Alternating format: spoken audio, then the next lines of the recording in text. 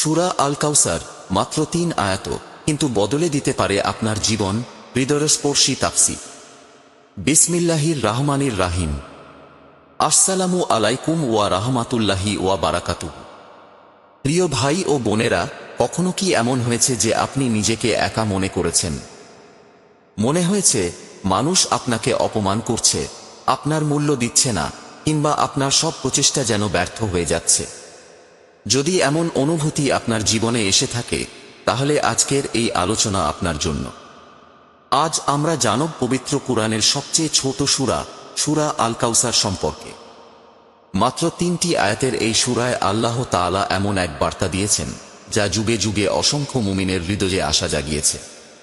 সূরা নাজিলের প্রেক্ষাপট: রাসূলুল্লাহ এর কয়েকজন সন্তান শৈশবেই ইন্তেকাল করেন।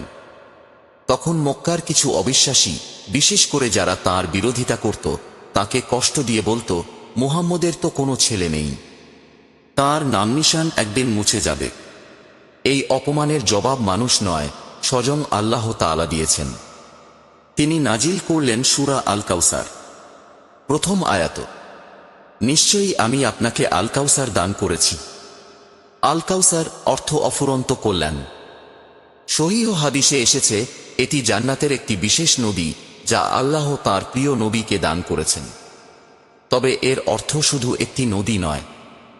আল্লাহ রাসূলুল্লাহকে দিয়েছেন কুরআন, নবুয়াত, উম্মত, সম্মান, শাফাআতের মর্যাদা এবং এমন ভালোবাসা যা কিয়ামত পর্যন্ত পৃথিবীতে ছড়িয়ে থাকবে। আজ পৃথিবীর প্রতিটি প্রান্তে দিনে 5 বার আয়ান হয়। প্রতিটি নামাজে, প্রতিটি দরুদে, প্রতিটি খুতবায় রাসূলুল্লাহ এর নাম শ্রদ্ধার সঙ্গে উচ্চারিত হয়। এটি আল্লাহর দেওয়া সেই অফুরন্ত কল্যাণেরই একটি নিদর্শন।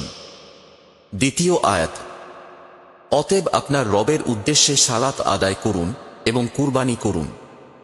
আল্লাহ আমাদের শেখাচ্ছেন, যখন তিনি নিয়ামত দেন, তখন বান্দার কাজ হল কৃতজ্ঞতা প্রকাশ করা।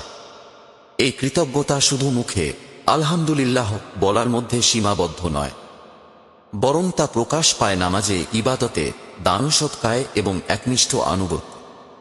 যে ব্যক্তি আল্লাহর দেওয়া নিয়ামতের শুকরিয়া আদায় করে, আল্লাহ তার জন্য আরও বরকত বৃদ্ধি করেন।